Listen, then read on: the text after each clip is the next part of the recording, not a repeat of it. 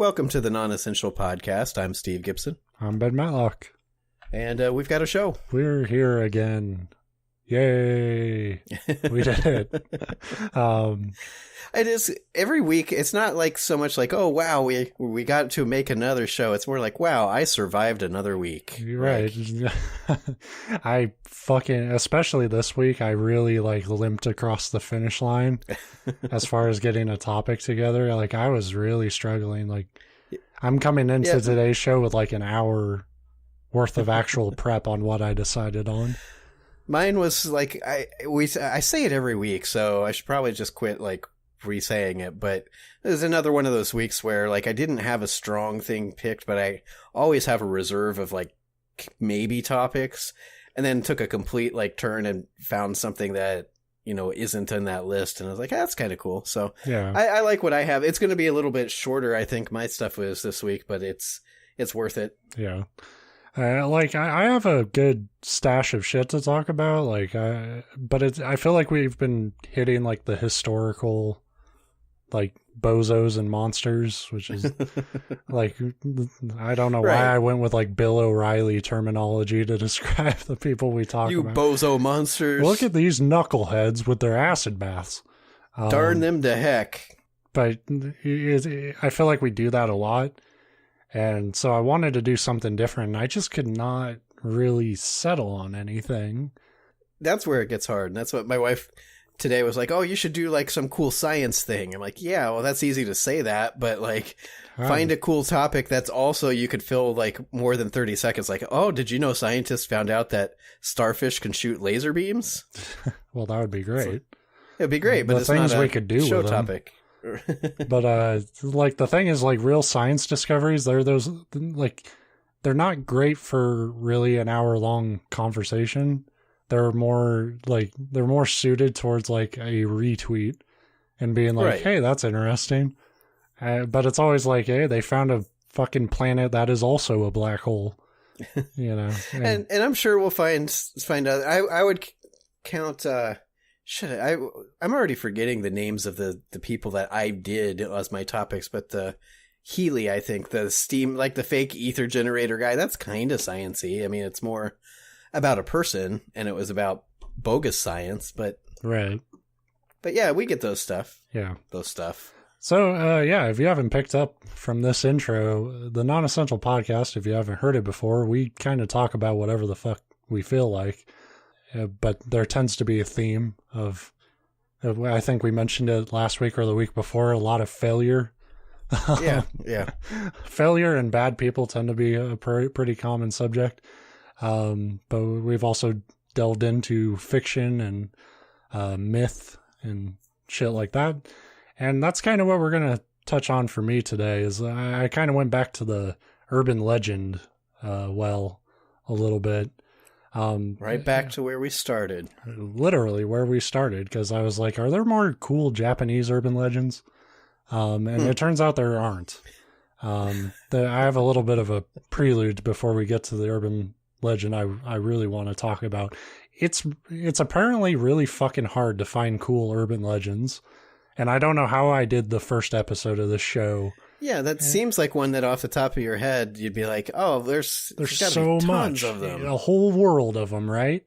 And it's I guess I hit all the interesting Japanese ones in that first episode.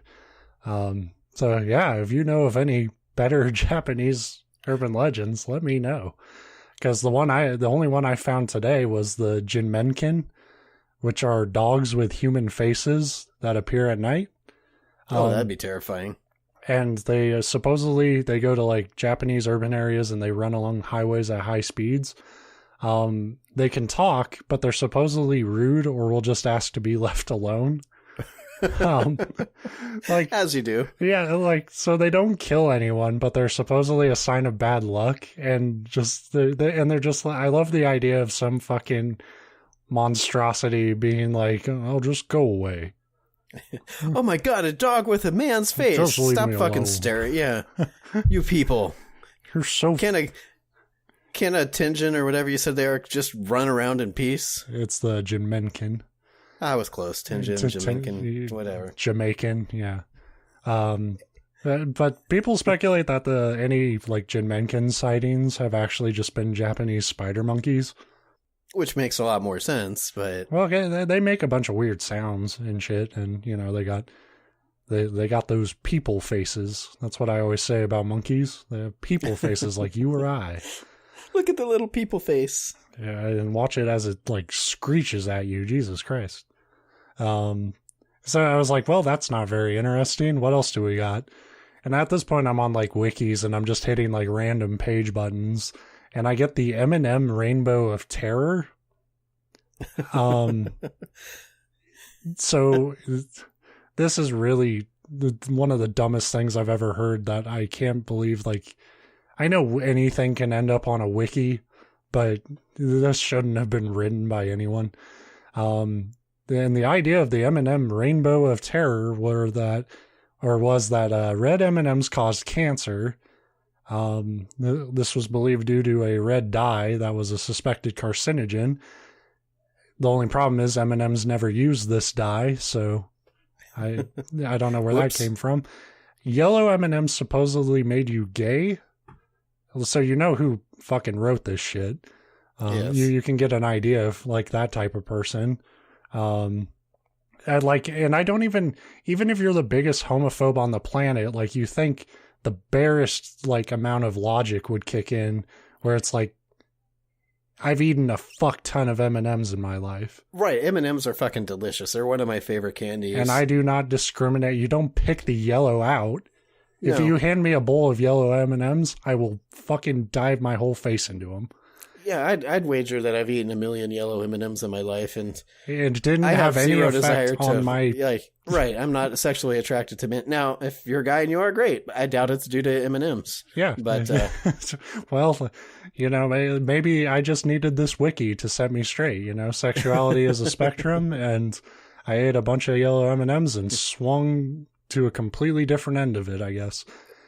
And then the other part of it was that green M&Ms arouse you. And yeah, I remember that being I don't know, I guess urban myth, whatever. And I think, one, I love that rainbow of terror. Like, oh my God, you're gay. Oh no. Oh no, you're a big, horny, cancer-ridden homo. Yeah, if you eat yellow and green, my God. So that leaves what, like brown? You have to eat just brown. Brown's just chocolate. I guess there's blue now, but they're, you know, when I was a kid, there wasn't. Yeah. But I think the green M&M thing, that probably comes more around that character, the green M&M. No. You would think that, but I remember the again, I don't even know what you call that, but the idea that the green M&Ms like arouse you, that way predated that character. I think people, I think people are, they see how sultry she is. I kind of think they designed that character because of that. Like, I really do. Like, yeah, probably. There is some shit online, because there's always some shit online about that green M&M. Don't ask me how I know. Research. I'm boning up for the show. But it's so weird to, like, again, why is this a terrible thing? Like, well, because you're a big, horny, cancerous... But it's not like the spider who bites you and, like, gives you a, like, boner that fucking kills you or something. It's just, like, even if that were true, it's just you ate some M&Ms and you South got rock American hard. boner spider. Yeah. Who could forget that? Yeah. I like that I said that, assuming people have read as much about spiders as I have. But there was kind of one minor interesting one before we get to kind of the meat of it today. This was an Indonesian myth.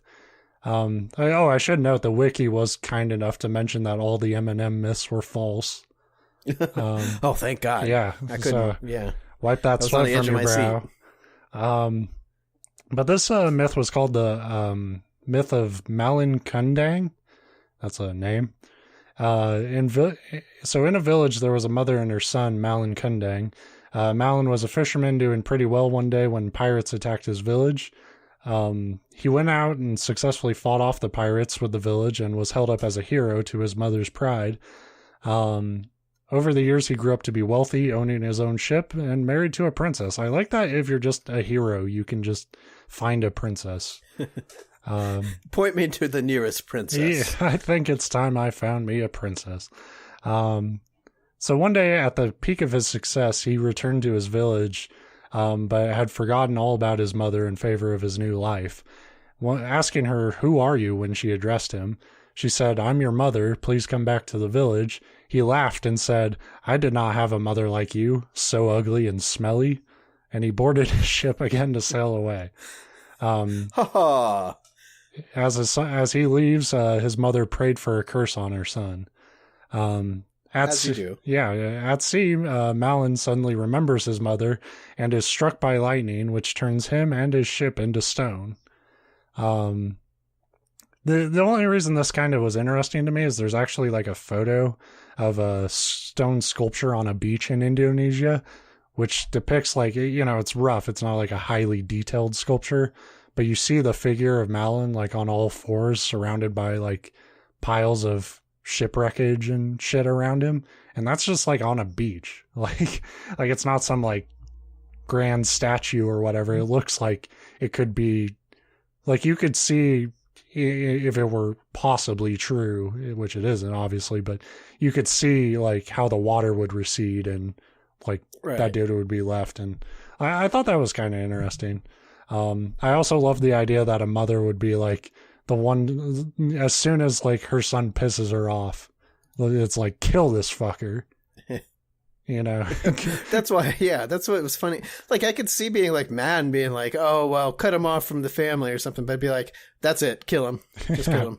Go get him, God. And not just like, I mean, it would be different than getting mad and telling some guy to go kill your son. It's like, going to your God and be like, God, I worship you and you must be a kind, loving God. Kill my son. He's an asshole.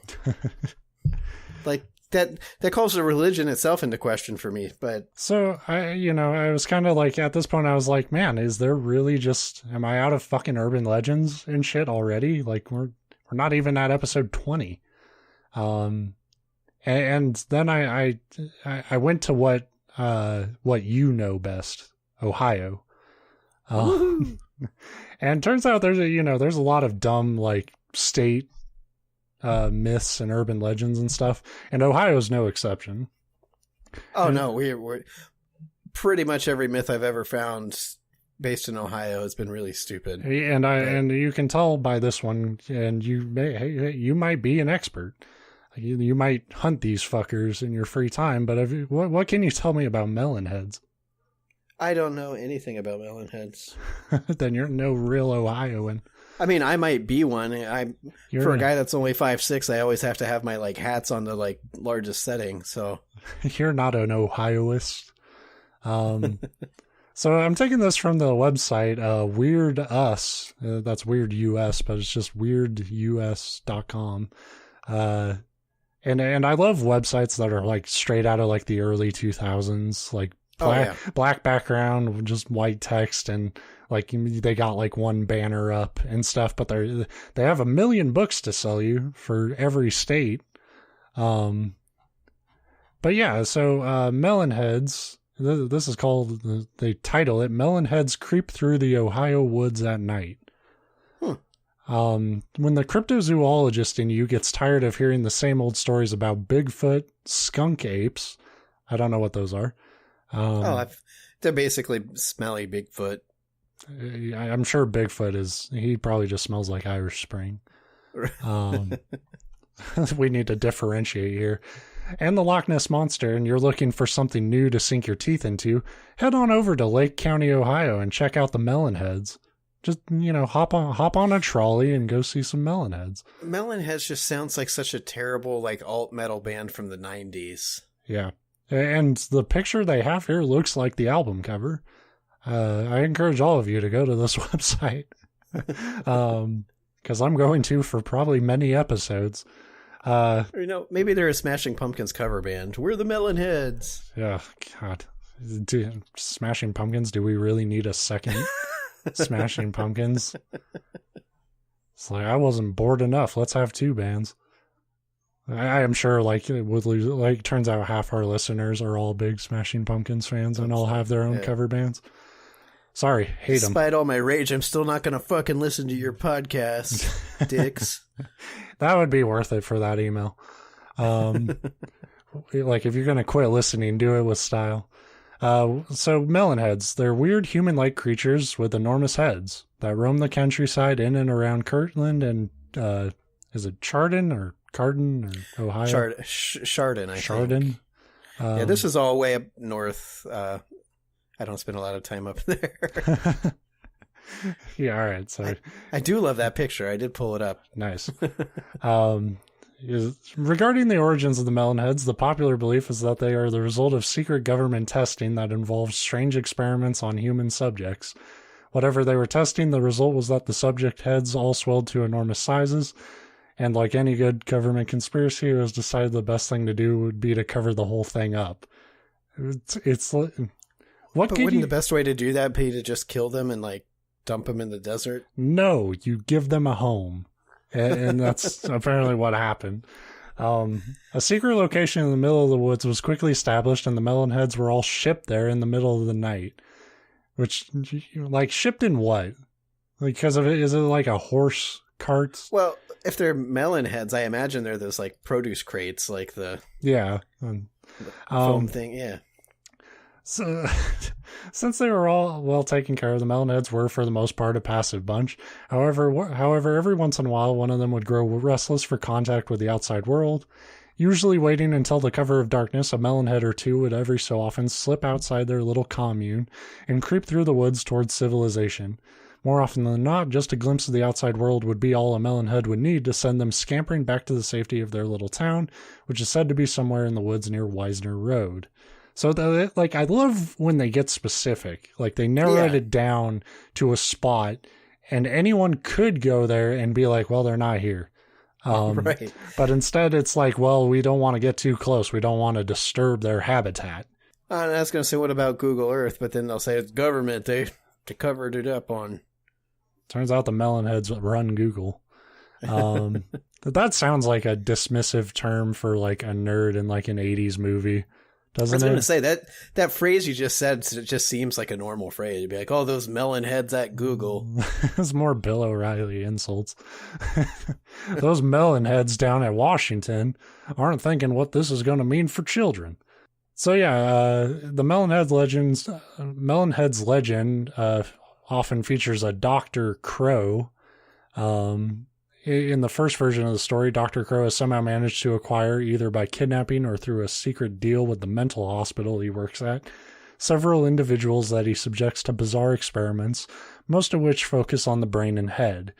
Due to the severe trauma, the individuals' heads are deformed and misshapen, but since some of Dr. Crowe's experiments also included lobotomies, the melon heads are rather docile, if not a bit slow.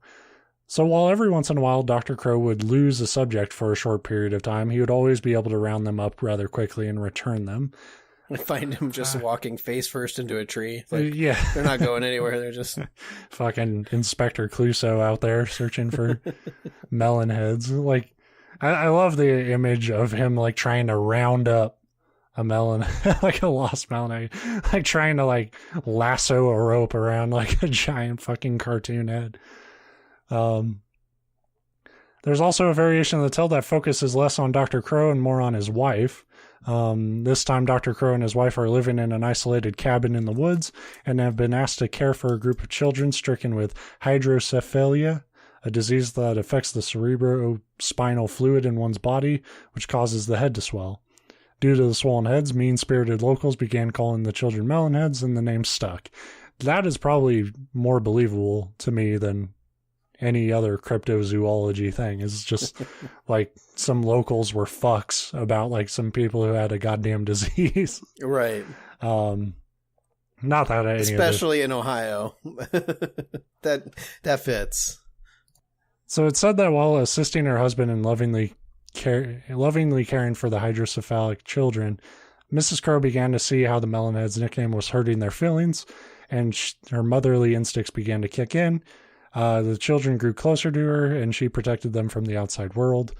In turn, the children began to see her as their own mother. Unfortunately, she passed away one day, sending the children's collective world crashing down. Feeling they were now lost without their mother, the children panicked and began running and thrashing about the Crowe cabin. That is one way to react to a death. Mm-hmm. That is one of those things where it's like, I wouldn't really know what to do there. If anyone died and like somebody's response was to just start destroying shit. Well, I mean, outside of like I could see like you see in the movies where you get like mad at God for taking your spouse away and you just start like whatever, but just to like randomly flail and flop around like. Well, like there's like the outbursts of like, you smash some shit on a desk or you throw something, but like the way this is described was a fucking riot. So yeah, they were thrashing about the cabin. Dr. Crowe attempted to calm them, but to no avail. In the ensuing melee, a lit kerosene lantern was knocked to the floor, and the whole cabin was lit on fire. Fed by the old wood of the cabin, the fire engulfed everything, including Dr. Crowe and all the children. So the melon heads said to roam the woods are ghosts of the children who burned to death in the fire. Well, that sucks. Yeah, so every good horror story has to have like a tragedy to kick it off. Right. So the final legend associated with the Melonheads doesn't even mention them, but it bears discussion because Dr. Crowe is the central figure. So how the fuck is this the final legend? Besides, it's the most disturbing of all the variants, according to this website. Dr. Crowe performs illegal abortions in his cabin in the woods and even manages to find the time to kill a deformed baby or two in his spare time. Okay. I'm just reading this verbatim, if you couldn't tell. And I didn't read this paragraph when I picked this out. Afterwards, he would bury the tiny bodies around the knoll near his cabin. Said to be abandoned now, the basement of the doctor's house is said to echo with the cries from the departed babies, as does the area surrounding the knoll. With that in mind, it should come as no surprise that the bridge near where Dr. Crowe's cabin is said to be is now officially called Crybaby Bridge, which is clever. Yeah, you would think Melonhead Bridge or whatever if that's part of the story, but okay. No matter where they came from, most kids in the area know somebody whose sister's best friend knew a guy whose dentist saw the Melonheads one time. I love that sentence. I wish I could take credit for it, but that's all this site. I mean, that sounds like you're just dismissing your own story right in your own story. To be fair, the way the site is, like, it's got like a Comic Sans fucking font on the banner, so I assume like. They know what's up, and what's up is not Melonheads being real. It's apparently a popular thing for local high school kids to do, or some of these sentences are not proofread. Good to know they wrote 1 million books.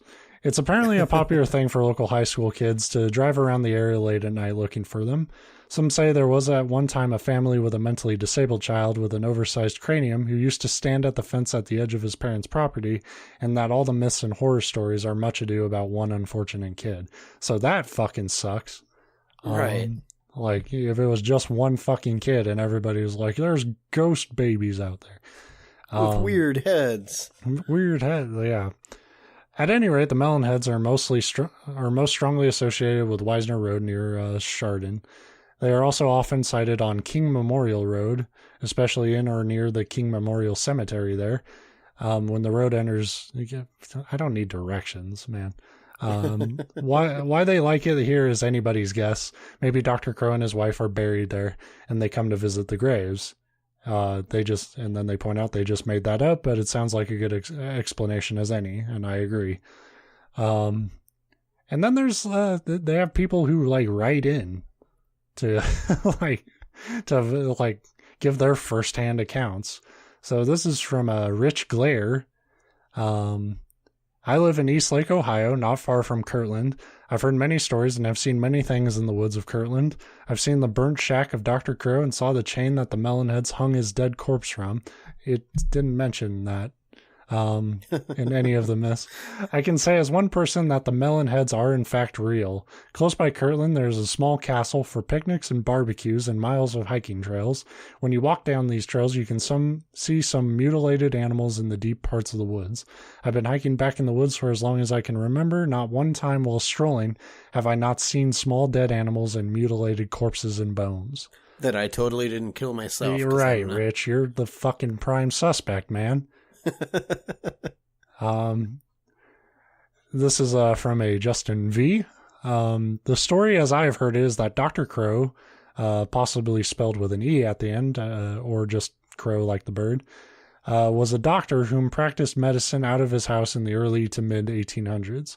He had either been giving these kids with mental problems or he had kidnapped some kids. Again, I've heard it both ways. He then ran experiments on them, injecting their brains with water. That's not... What? This caused the kids to become even more nuts and their heads to swell up like melons. Or it would kill you, but... You're right. That's... What the fuck? Anyway, he kept them locked away in cages in a green barn. I love that you can just, like, when you're into this shit, you can just say, like, something that is, like, medically false and then just move on with anyway. Move on, yeah. Moving well, ahead. It makes it real if you say, like, oh, man, he just stitched arms to their forehead and the arms came alive. And he kept them in a barn. It's like Mac from It's Always Sunny. Like, well, you're trying to contest me with logic, so I'm going to just plow through it. Anyway, he kept them locked in cages in a green barn next to his house. Now, at this point, the story gets a little fuzzy. Either the barn burnt down in an accident and a few of the melon heads escaped, or the barn is still there. I have yet to visit the old Crow house, so I don't know if the barn is still standing or not. I'm more inclined to believe it burned down. Well, Rich Glare from earlier will fucking hang you from a chain for doubting him. Anyway, these melon heads still roam the area out near the Holden Arboretum, whatever. Fucking Arboretum. Yeah. Supposedly they come out only at night, and if it is a full moon, they are extremely vicious and will attack any humans they see. The hero viscous instead of vicious. They're very viscous. Viscous, soppy substance. However, they have a hard time seeing. If you wear dark clothes, blacks, reds, dark blue, greens, blues, you will be safe. But if you have on any bright colors or white, you are a prime target. Red is not like a dark color in the woods. Usually they just attack deer and other forest animals for their food, but on those rare full moon occasions, they will attack and rip a human limb from limb if they find one. This is a story I've heard from numerous sources. I have gathered many stories from people who have been ripped from limb, like, who have been out there, and from just people who know the myth. Like, I love, like, when you don't even know they're real. Like, we talked about this a little bit, talking about Elisa Lam and ghosts and whatnot, but it's like you haven't even justified that, like, these things exist, and you're already telling me what their eating habits are. Right. It's like, well, I like the idea that it's like, oh, it's just commonly known that on a full moon they can rip people limb from limb. It's like, you're right, and the authorities haven't, like, burned the woods to the ground to solve the problem. They're just like, well, that's the thing that happens. Yeah, I like that he uses the term rare full moon occasions. Like, full moons aren't that rare. No. You're good for a few of them, my friend. I got a few more here. Here's from Jay. I know lots about the melon heads myth. I don't know why I'm giving him a voice, but anybody who says I know lots. Yeah, it sounds Ohioan. I'll go with it. I know the Dr. Crowe story is sort of true, but there are some facts missing. First of all, Dr. Crowe did exist, but he lived in the 1940s and was a dentist. He also didn't live in Ohio. No. There could have been another I thought you were going to be serious. They're like, I went to Google and I found out there was a Dr. Crowe. I found a Dr. Crowe in the phone book, but I live in Virginia, so what are you talking about? There could have... couldn't possibly be more than one. There could have been another Dr. Crowe that he even says it. Oh, man. Second, full moons have nothing to do with their nasty behavior. I know this from experiences with them and from experiences that others have had. My first experiences with what I think were melonheads was on the east branch of the Chagrin River. My brother and I were driving along Mitchell's Mills, and I saw, this guy is great. Like, that's totally something you would do. I don't even know what Mitchell's Mills is, but it's definitely something Jay in Ohio would do. Mitchell's Mill, it's a road. I'm looking at Google Earth right now. I like that you're learning about your neck of the woods a little more. Like I said, it's not really, this is way up by the lake, which is why it's Lake County. Yeah, but, your state. This is shit just to, someday the Melonheads are going to cross that border and you need to have the knowledge. South. They're like, we're sick of these weirdos up here. We're coming. We're coming for you. So we were driving along Mitchell's Mills, and I saw a quick flash out of the corner of my eye. I looked right and saw something by a tree. It was very blurry, though, so probably a good thing you're driving. I was so scared I screamed, and my brother looked out of his window. "What the hell was that?" he said. I guess he saw it too, because he turned around at the spring and we headed back. This was near Mentor Road, which is off of Auburn. That's the letter. He saw a blurry thing and said, "What the hell was that?" And he thinks it's a melon head. That's what's funny is like, we were driving in this wooded area in rural Ohio, and I saw a blurry, fuzzy thing by the woods, and I screamed. It's like, what the fuck is wrong with you then? Like, I live in a city, and we get like deers that run across the road. Like, yeah, my first thought isn't it's what was. You might be like, I don't know what animal that was, but I've never like woods. Pissed myself over There's it. There's tons of shit living out there. You could see anything.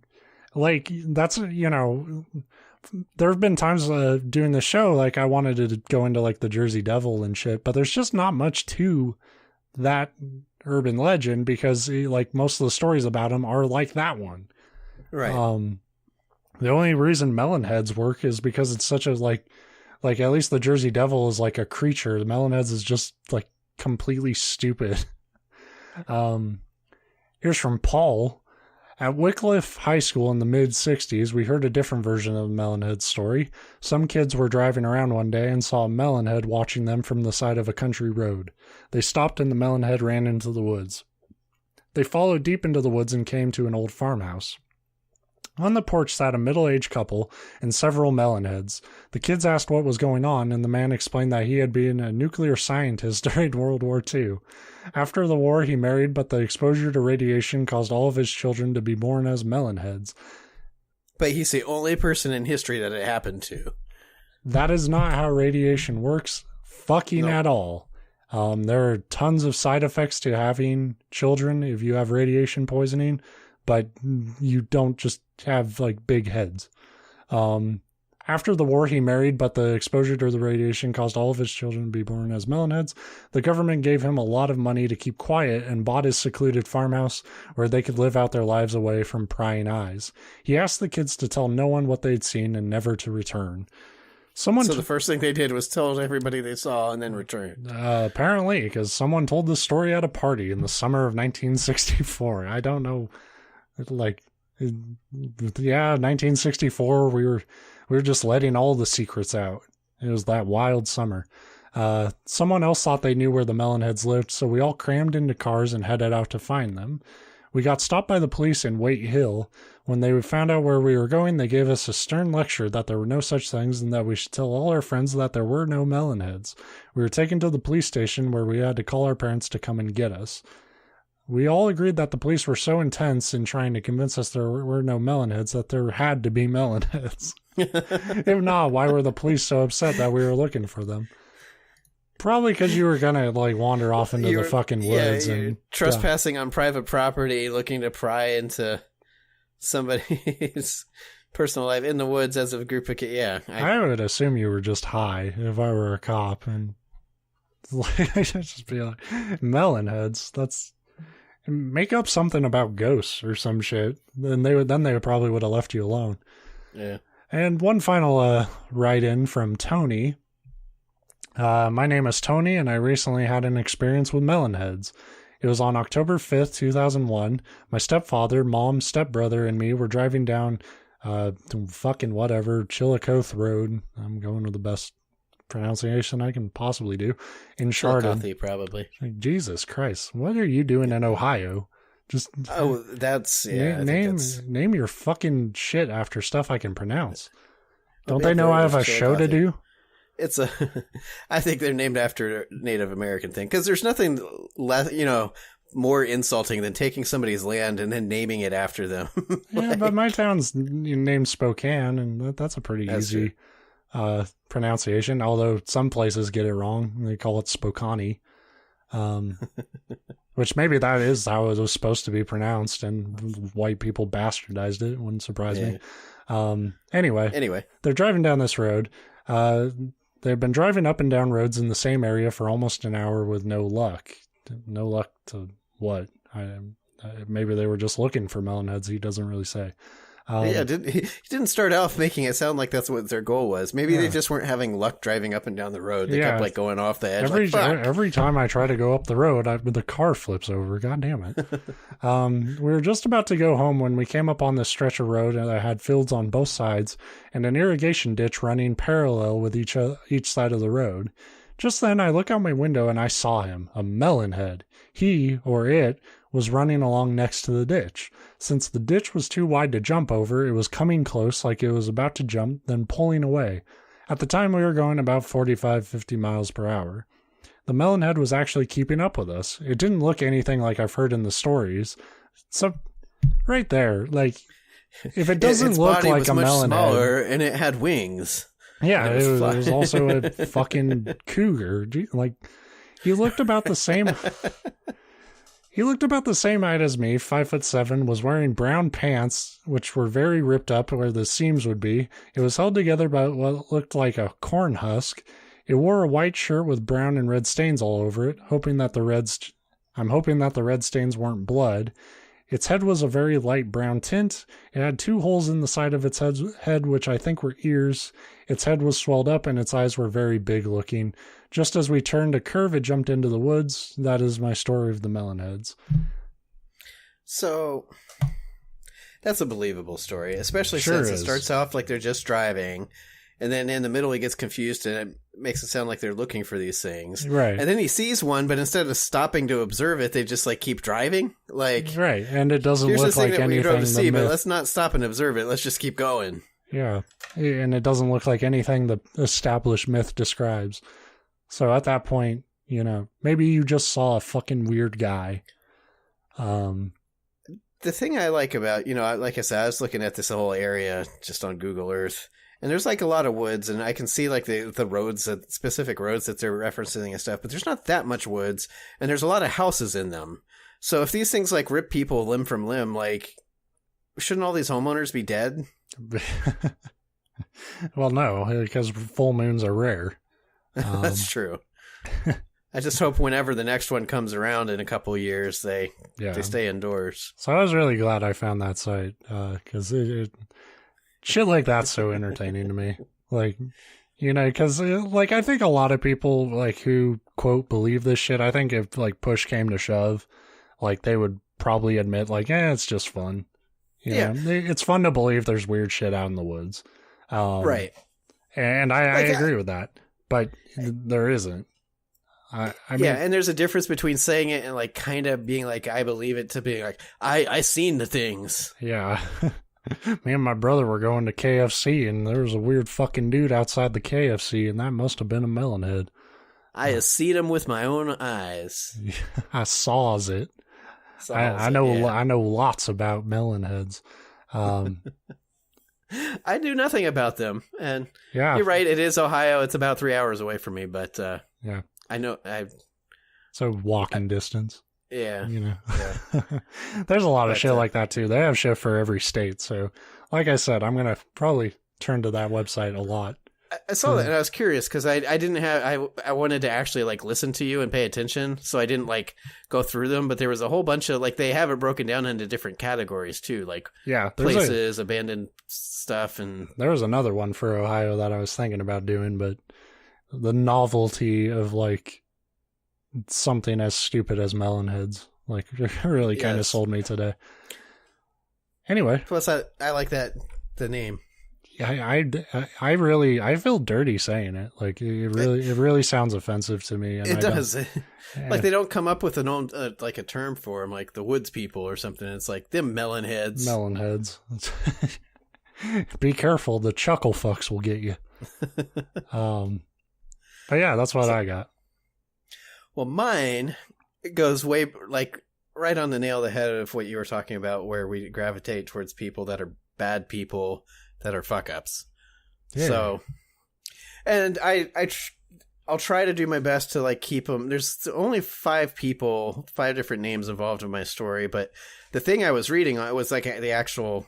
This will give you a hint where it's going, like the police, like the court document of the proceedings, and so it used everybody's full names. And when you're dealing with sleazeballs, we've already talked about, they all have names like this guy is Troy Leon Gregg, but the guy he was traveling with had like 5 names, and the other people, like, it got so confusing. I'm going to keep the other names shorter, but then half of them have last names that are first names. So Stevenson, Steve. Right. So anyway, on November 23rd, 1973, Troy Leon Gregg and Sam Allen were hitchhiking, traveling north through Florida. So hitchhiking in Florida gives you an idea what we're looking at. Yeah, we're already in fucking batshit town. So they were picked up by a Fred Simmons and a Bob Moore. As they traveled north on the Florida Turnpike, the vehicle broke down, and a highway patrolman gave Simmons and Moore, the drivers, not the hitchhikers, a ride to a nearby car dealership. Simmons purchased a 1960 Pontiac, and then they returned to pick up Troy Leon Gregg and Sam Allen and continue going north. So that's interesting to me that you pick up hitchhikers, your car breaks down, you're like, fuck it, we'll buy a new car, but we better go back and get those hitchhikers. I'll see if they're still there, yeah. Right. Those were the good old days when you could just, hitchhike and people would come back for you, and you made friends along the way. And you sang songs and got knifed in the darkness. And so witnesses said that, like, during this time, this all happened, it's all same day. Witnesses say that Simmons and Moore were both seen in possession of a large amount of cash. The hitchhikers, Gregg and Allen, on the other hand, only had $8 between them. So at the intersection of I-10 and I-75 in Florida, they picked up a third hitchhiker, because why not? Like, I'm picturing Dumb and Dumber, where the guy's about to, like, off them, and they're like, hey, more hitchhikers, pick them up. Right. So they picked up a third guy. His name was Mr. Dennis Weaver. At this point, Troy Leon Gregg, the one my story is about, took over the driving, while Simmons and Moore, the original, drivers, got drunk on either beer or whiskey. Nice. See, right. I'm kind of like, I'm already, like, you already warned me before we did the show that there's a lot of names to keep track of, but I'm already like, man, we should have structured this Reservoir Dogs style. Just Mr. Brown, pink, blonde. I tried in my notes every time I mention a name to point out the drivers or hitchhikers. So that's how I'm going to break them down. When I say drivers, I mean the original, the people that picked up the hitchhikers. You're right. So I got the drivers down, I think. So and then there's everyone else. Everyone else, yeah. So Greg, Greg drove to Atlanta, and at about 11 p.m. that night, they dropped off the third hitchhiker, Dennis Weaver. So it got back to the original 4. The boys were, back together. And Dennis was just like, well, that was, thanks. Yeah, thanks for the ride. Nothing weird happened to me. Exactly. So Simmons and Moore, along with Gregg and Allen, continued until they reached a rest stop at Highway 20 and I-85. Simmons and Moore left the vehicle, I'm guessing to go take a piss because they said they were drinking. At which point, Gregg told his traveling companion, Allen, to get out of the car, and he told him that he planned on robbing the men. And as the 2 men returned to the vehicle, Gregg pulled out a pistol and shot them.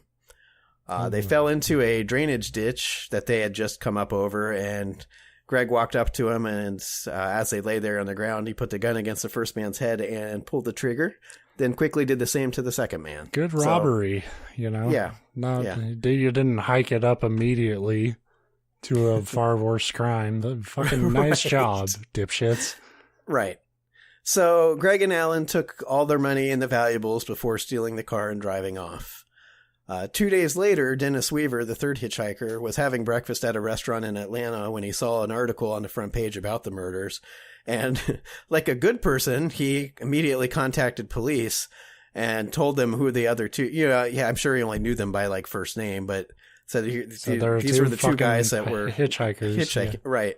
And he said that he thought that they were headed towards Asheville, North Carolina. So they put out a bulletin to the authorities in that area, and the next day the Asheville police located the Pontiac and apprehended Gregg and Allen. So they didn't make it real far. And it's such a fucking, in the long run, that is such a microscopic amount of money to, like, no matter what, like, even you fucking sell the car and shit, like. Well, and I could see, like, you have the gun, they're waving money around, you have none. It's like, rob them, but why the fuck did you? Yeah, that's what I mean. Like, to put murder on your sheet, like, yeah, I mean, you shouldn't fucking murder for any amount of money, but, right. But I could see the temptation for way more than that. Like, you gotta go well beyond that. I always feel the same way about these people around here, even modern day, that rob banks, because you'll hear like, oh, the local bank got robbed. They got away with $600. It's like, really? Like, are they me at like 15 crime when you're like thinking like, wow, that's a lot of money? Right. Oh, he was 25 at this point. So yeah, $600, man. I could get 2 PlayStations. All I have to do is murder 2 people that I don't even know them, so I don't care. But if they have PlayStations, I could take those PlayStations and pocket the money. Wow. Anyway, so yeah, police located the car and them. Gregg had $107 in his possession, and more importantly, was found with the .25 caliber pistol that he used to kill Simmons and Moore.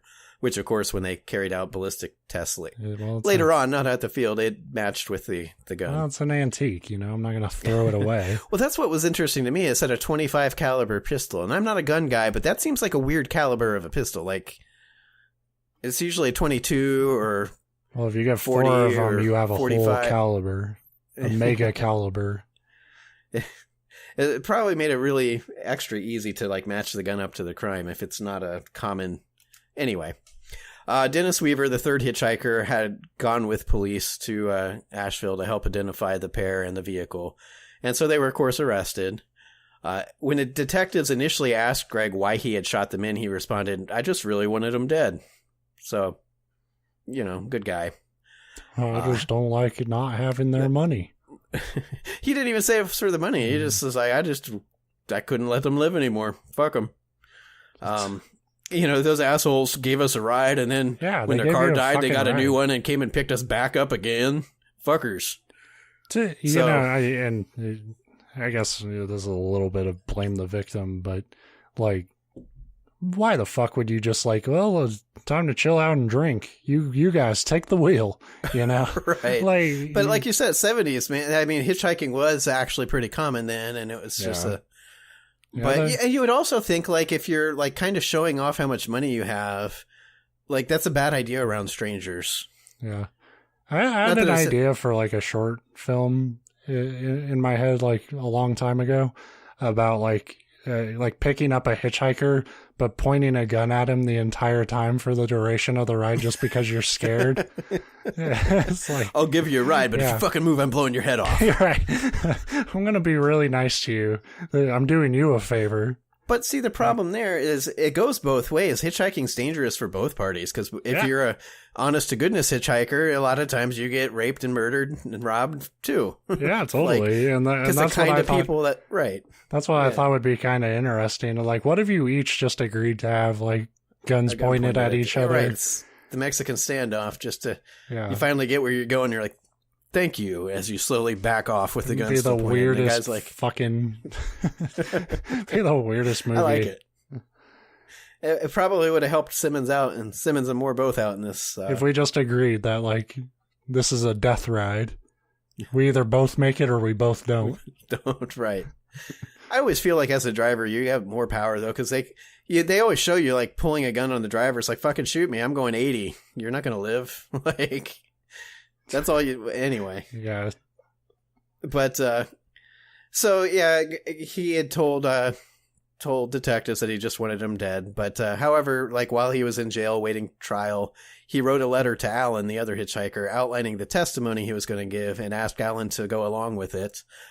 In the letter and later in court, he would testify that Simmons and Moore had been combative and argumentative all day, although Dennis Weaver, the third hitchhiker, had specifically said there was, like, nothing weird or, violent or animosity between any of them the whole time he was in the car. It said that when they had arrived at the rest stop, Simmons followed Gregg out of the car and struck him on the jaw. He then, when he told Simmons to leave him alone, Simmons punched him again, knocking him into the ditch. Of course, because that's what you do when a guy punches you in the jaw. You say, "Leave me alone." Oh, and then stop it. Yeah, they're like that human-faced dog. Right. Just go away. Go away. And knocked him down in the ditch, and then he said when he got back to his feet, Simmons was coming at him with something in his hand, either a knife or a pipe, because they, look pretty similar. And he claimed that he shot the men in self-defense and that he wasn't trying to kill them, but he was just trying to protect himself. He said that he and Allen were scared afterwards because they didn't mean to have killed him, so he took everything and drove to a Howard Johnson's where they spent the night before continuing to Asheville. Yeah. So he crafted this House story. Of Terror. Right. So he crafts this whole story and then shares it with this other guy. Said, "Let's go along with it. This is what really happened. Just make sure you tell him that." Of course, there was a lot of problems with his account. For starters, both men were shot point blank, one in the temple and one in the back of the head. Yeah. So neither of those are consistent with self-defense situations. One of them was shot twice. The initial hit, hit him in the eye, and then he shot. So yeah, it's not self-defense. Why are there all these gun burns on him? Right. Self-defensive gun burns, duh. Second, as previously mentioned, Gregg's account of Simmons and Allen becoming violent did not mesh at all with the witnesses' testimony. Of course, there would be a chance that after they let the guy off in Atlanta, something came up and that all of a sudden they I'm picturing them driving down the road. They let the guy, so far this day's just been a great hitchhiking day. And then the one guy's like, "Man, in high school, I fucked this chick that was blah, blah, blah." And the other guy's like, "That's my wife, you son of a bitch." Bang, bang. So there could have been the trigger there, but it doesn't seem like it. Yeah. So that would next, I would have loved well, then that's justified. That was your girl. Of course, the other problem with his story is that Gregg and Allen were both wearing and in possession of a whole new set of very expensive clothes. They had other expensive items they had just recently purchased, as well as the cash that Gregg suddenly had on hand. To get over the trauma. Well, his explanation for this was that he had the cash because after all this happened, he just also happened to bump into a taxi driver who owed him money, and the guy repaid him. The clothes, he said, they found at the Howard Johnson's when they stayed overnight. Because, that happens sometimes. You rent a room and there's just a whole bunch of nice clothes in there. And you're like, cool. Yeah. Or he said maybe he already owned them. Or maybe the other guy, Allen, had bought them. So that usually makes your alibi really good when you're like, well, it's either this or maybe this other thing. Maybe I owned them. I can't remember if I already owned them or if I found them. All right. Or if the other guy bought them. So everything about this makes me wait for the other shoe to drop. You wouldn't, I don't believe you would pick this story if this was just an open and shut. It's hitchhiking. It's not. Murder. It's going somewhere. And it's, like I said, short. I'm actually getting kind of close to the end here, but the ending is not going to be at all what you expect. Lastly, and probably the most funny way in which he messed up as far as getting caught in his evidence was the fact that he fabricated the story in a letter where he implicitly asks Allen to lie and corroborate it, and then mails the letter from prison to a different prison, as if prisons don't check and read the mail of inmates. Letter, right. Right. So one of the evidence things brought before court was the letter where he says, "Hey, this didn't happen, but say it did." Whoops. Needless to say, Troy Leon Gregg was found guilty of the murders and sentenced to death. His death penalty was actually the first one handed down in Georgia since a 1972 ruling in a case that was Furman versus Georgia that basically changed capital. In fact, when that case happened, they wiped out all the existing death row cases. And the case basically said, that finding said that they'll still have the death penalty, but it changed the procedure where first you'd have to be found guilty of a crime, and then there'd be basically a second trial where the jury would decide whether or not, you should be executed. Right. And he was the first one under this new procedure where the jury said, yes, he should be executed. He was jailed at the Georgia State Prison in Reidsville, Georgia, while awaiting his execution. About 7 years later, on July 28th, 1980, which, according to one source, was the night before his scheduled execution, although I only read that in one place and I couldn't confirm it. Troy Leon Gregg, along with inmates Timothy McCordudale, I'm not even going to try that one, Johnny Johnson, great name. Oh my, fuck you, you're making it up. There's no way. That's why I almost started laughing at the beginning when you said something like Billy Bilson. Yeah, it's like, there's a guy. Stevenson, Steve. Yeah. There's Johnny Johnson and David Jarrell. All four of them escaped from prison. It was Georgia's first ever death row breakout. Their daring scheme apparently involved cutting through the jail cell bars and then through a window, where they were able to shuffle across a ledge and reach a nearby fire escape. Then they altered their prison clothes to look like guard uniforms, including fake badges, and simply walked out of the jail. They got into a car that one of the inmates' aunts has left in the parking lot for them.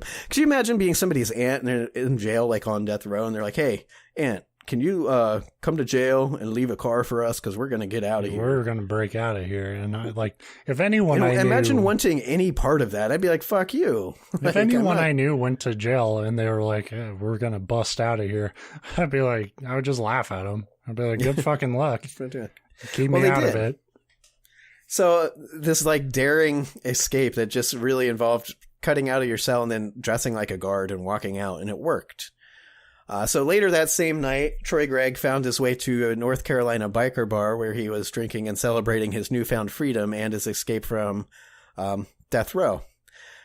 While at the biker bar, he got into a bar fight and was beaten to death. His body was found in a lake the next day. So, a lot tougher without that 25. Right. Wow. Like I said, it's a bit of it's freedom isn't free, folks. No. Take that. And I knew, going in, I know how you feel about the death penalty, and I'm maybe a little not as passionate about anti it as you are, but it's still not a great woohoo will kill fools. You're maybe a little more moderate about capital punishment than I am, but you at least have a moment of pause, you treat it with the I'd severity put it this way: if it was deserves. Going to vote, I wouldn't vote one way. I'm not for or against it necessarily. It's whatever. I say that until I find myself on death row, and they're like, "This is." Yeah, I'm, my stance on that is it's a really, I think, practical. It's not so much about the sanctity of human life or whatever, and everyone can be redeemed. It's more about recognizing the faults in the justice system. And exactly. If you sentence one innocent person to death and kill him, I think that makes society responsible for a murder. Completely get behind that. This guy was not in any way innocent. Right. And there was just something I could not resist about the irony of a guy breaking out of death row just to literally get beaten to death in a biker bar the exact same night. And to me, that's true justice.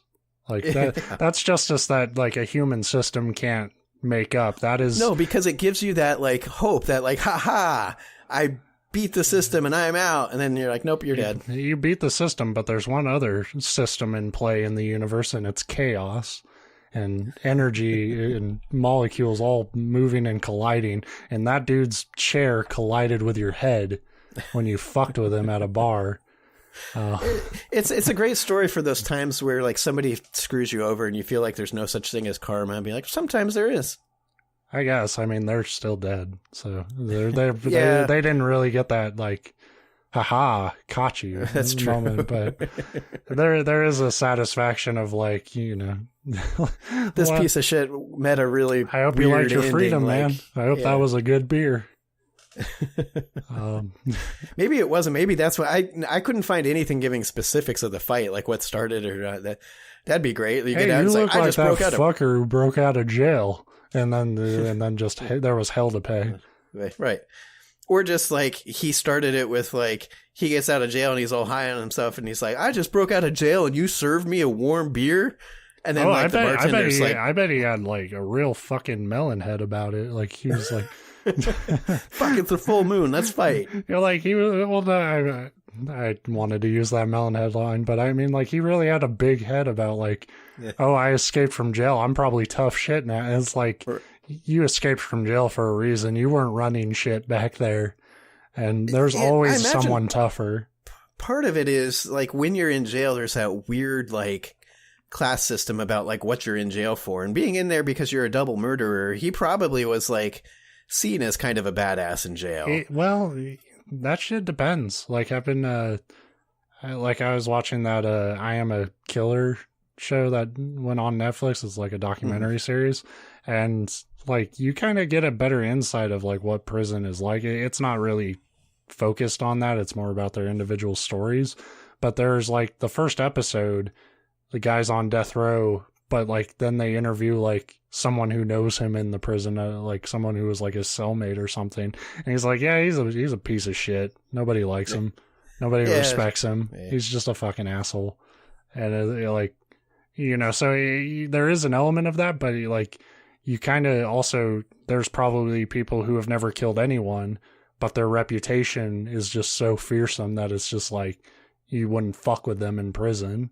And then there are people who are serial killers who probably only get fucked with. Right.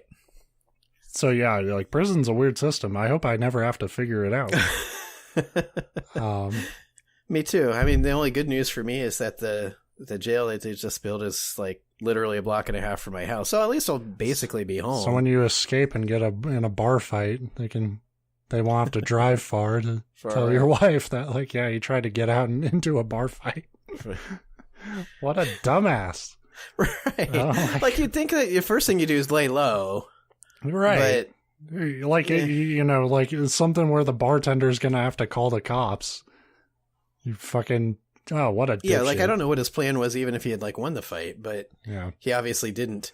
And I'm curious, because none of the story, like, this, it was, like, I found newspapers and stuff, like, it's not like the urban, like, or even, like, a little bit of wiggle room, like, oh, it didn't really happen. No, it literally, he broke out, first ever to break out of death row in Georgia, and then died the same night in a bar fight. But, I couldn't get any specifics, like, because they said they found his body in a lake, he had been dumped in a lake. So, like, were these people like, well, fuck, we killed this guy, let's hide it. And then they find out who he was. They're like, hey, we fucking killed that guy. He's right here. Like, we're heroes. Yeah. Like, I was worried that you were going to just, like, pull the rug. The whole story was going to end with, and he got off. You know, like, but that was a pretty damn satisfying ending. I much prefer that to, like, actual capital punishment. That we normally have. When it's, like, a freak, like... Well, yeah, it took it out. It was he literally died because of his own actions. That's a fucking Coen Brothers ending. Like that is such a like. Oh man, the bad guy's gonna get away. Never mind. And my favorite part is even though he escaped from jail, they did it in like the most like dumb way possible. I mean, it worked. Yeah, so it like everything fucking worked except what do we do once we get out? Right. They had nothing for that part of the plan. And it sounds like he wasn't with the rest of it. You know, it was your classic, we all escaped. Good luck, brothers. Yeah, peace. And they did just, if you want closure on that side, the other three were captured a couple days later. Yeah, so no they got shit, because it's like, it's really hard to be on the lam. Like, right. And especially it sounds like, I couldn't tell if they meant like he was the first other death row, like he was the only one, or if all four were like on death row. I kind of got the impression all four were. I assumed death row was all like, and maybe I'm wrong, but I thought it was like similar sections of a prison. So that would make sense if they escaped together. But that's kind of why I don't, like I said, the one thing said it was the night before his, I almost said election, because, you know, election and death row, politics and killers are about the same thing in our damn country. But I don't tend to believe it was the night before his execution, because I would think that the security would have been way too tight at that. Normally by that point, like I think the last couple of days they put you on like suicide watch. Now this was in the 80s, so maybe not, but I kind of get I like to think that if it's the night before you're going to execute somebody, you're paying attention to that person and not just like, because I want to say I thought I read it somewhere. Maybe I didn't write it down. I kind of think that the escape itself didn't go noticed until, like, I want to say he even called or something and, like, bragged about. Well, it couldn't have been because he was dead. Yeah, he ain't calling shit. But I know they didn't notice the breakout right away. So I don't know. Weird story, but a great ending. Like, yeah, like I said, that is a proper Coen Brothers movie. And if you could get that, anyway, it is kind of perfect, especially if, like, for people that on the fence like me or like with your beliefs, because it's like I get the whole, like, just definitely the worst thing I can possibly imagine is killing somebody for something that they didn't do. But this person did do it, so we know he deserved it as much as anybody. And then, even if you say, well, it's still not right to, like, be a murderer just because somebody else was a murderer. Well, yeah. He died of his own actions. So you take that part away from it. Like, if it's in the heat of defense or whatever, like, I'm not looking at the guy who killed this dude like, well, you're a murderer too. It's like, no, fuck him. Like, you know, you read especially stories since we about, don't know like, how the fight started. I mean, it could have very well been he walked in and somebody is like, what's with your queer haircut, queer, and, like, just beat him up. But I don't get that impression. I think he probably was a dick, and he decided to be a dick in the wrong place and got beat up. Yeah, fuck him. You know, like, and that's what I mean was, like, it's way better than any sort of, like, systematic, like, punishment, because that is just the punishment of, like, the world coming down on a piece of shit. Right. And in the form of fists, apparently. I like to think that, because, to be honest, though, at the end of the day, whoever, and it kind of sounded like it was multiple whoever's, but whoever was involved in beating him to death at the biker bar probably aren't great people either. Probably not. Because you're beating somebody to death at a biker bar that you probably didn't know. Bar. Yeah. Right, and you probably didn't know he was a death row inmate. You just were beating somebody. He was an asshole. But I still like to think that they got a Tinker Tape parade in the town after they found out who it was. Like, yeah, hey, nice job, man. You're a hero. And he's just like, wow, I'm what? I was just drunk. Here's a coupon for a free cheeseburger at the local Mickey Donald's. Go to the Ronald Mix. So that's what I got this week. No, that was awesome. I really like that. Hopefully next week will be just as awesome, if not more awesome. I always strive for better, and then I'm happy with, like, just. And then we get here and start recording, and it's like, let's just shit something out and get out of here. So come back next week when we shit some more shit out. This has been the Non-Essential Podcast. Goodbye. Bye-bye.